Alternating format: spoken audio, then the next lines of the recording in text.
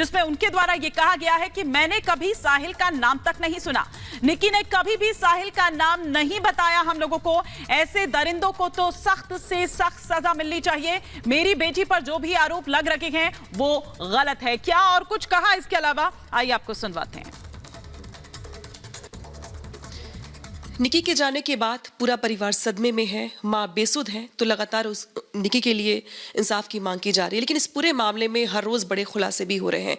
ताज़ा खुलासा हुआ है निकी को लेकर के, इस बात को लेकर कि जिस तरीके से साहिल की शादी हुई दूसरी, लेकिन उसके पहले उसने निकी से भी शादी कर रखी थी। कहा यह जा रहा है कि 20 अक्टूबर 2020 में निकी की शादी हुई थी, आर्य समाज में के जरिए शादी की गई थी, नोएडा के एक मंदिर में शादी की गई थी। साहिल गहलोत और निकी ने इस बात को लेकर के अगर बात की जाए तो एक तरीके से शादी भी की थी। ये जानकारी अब आ रही है पुलिस के पूछताछ में। लेकिन क्या निकी के परिवार के लोगों को इस बात की जानकारी थी?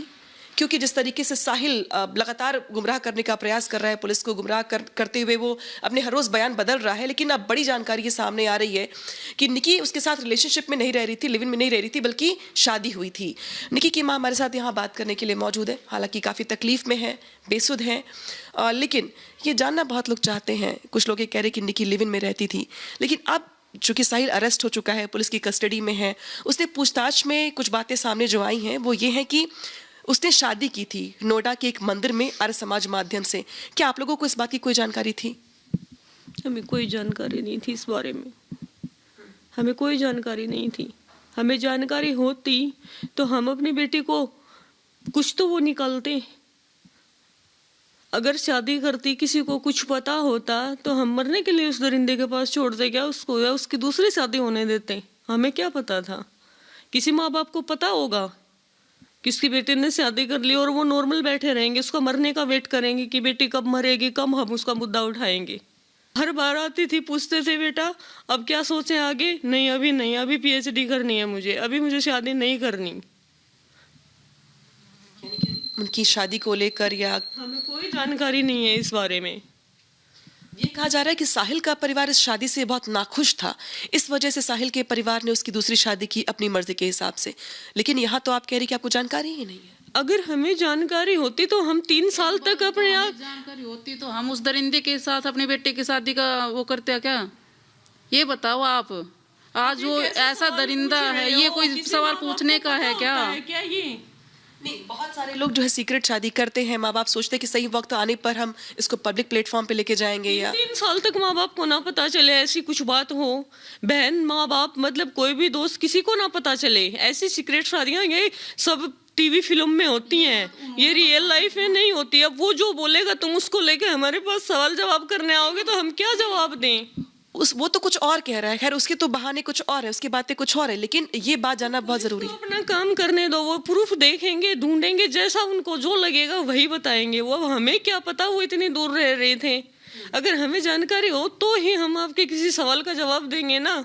हमें कोई बार निकी कब आई थी? क्या जवाब दें? आखिरी बार निकी यहाँ पे कब आई थी, किस महीने में आई थी? निकी अब दिसंबर में आई थी। किस दिसंबर को? और 2 जनवरी को गई है। एक हफ्ते के आसपास वो थी आपके पास? 10 दिन रुक के गई है मेरे पास। क्या व्यवहार था? कुछ आपको लगा कि नहीं कुछ गड़बड़ है? बहुत हंसमुख लड़की थी और इतना नॉर्मल व्यवहार था सभी के साथ, सभी से इतना प्यार करती थी। ये तो हम घर के हैं, अब ये बात बाहर जाके गली मोहल्ले में जो जानते हैं उसको उनसे पता करो, क्योंकि हम तो वही बोलेंगे तुम सोच रहे हो। टेंशन देने वाली ना वो लेने वाली। इतनी हंसमुख लड़की थी, इतनी हंसमुख, उसको देख के यही नहीं लगता कि ये इतनी इल्जाम लगा रहे हैं। ये क्या है? हम तो पागल हो चुके हैं सुन सुन के।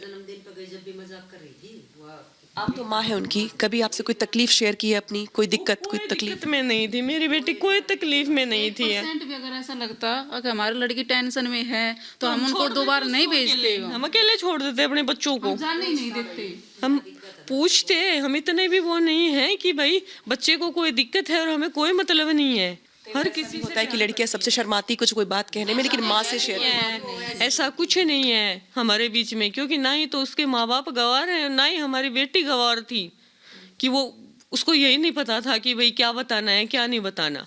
एक तरफ आप कह रही हैं कि उसको कोई दिक्कत नहीं थी, परेशानी नहीं थी, उसने कुछ शेयर नहीं किया, तो ऐसा क्या हुआ होगा? मतलब आपको क्या लगता है क्या हुआ होगा ऐसा? पूछ के आऊं बेटा जाके ऊपर मेरी बेटी से।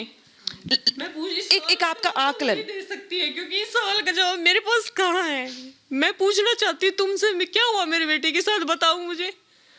मुझे क्या पता, ये बताओ आप कि कैसे क्या हुआ। मैं नहीं थी ना उसके साथ।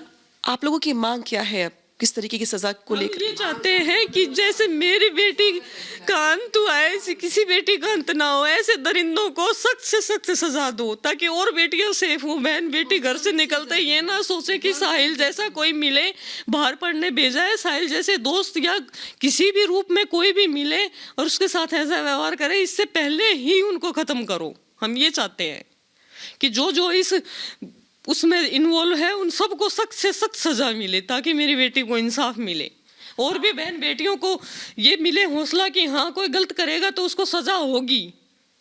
क्या आप लोगों ने कभी साहिल नाम ही नहीं सुना था? हमने कभी साहिल नाम ही नहीं सुना, हमने पहली बार नाम ही अब सुना है। आप लोगों ने कभी नाम नहीं सुना? कभी नाम नहीं सुना। हम नाम सुनते तो पूछते तो सही कि कौन है, कहाँ का है, कैसा है। आजकल ऐसा कोई माँ बाप ना है जो अपने बच्चों के दोस्तों के फ्रेंड सर्कल के बारे में जिसको ना पता हो कि कौन कैसा है कैसा नहीं है। सभी जानकारी रखते हैं। बाहर बच्चे पढ़ रहे हैं तो माँ बाप को सारी जानकारी रखनी पड़ती है, लेकिन हमारी जानकारी में इस नाम का कोई बंदा नहीं था।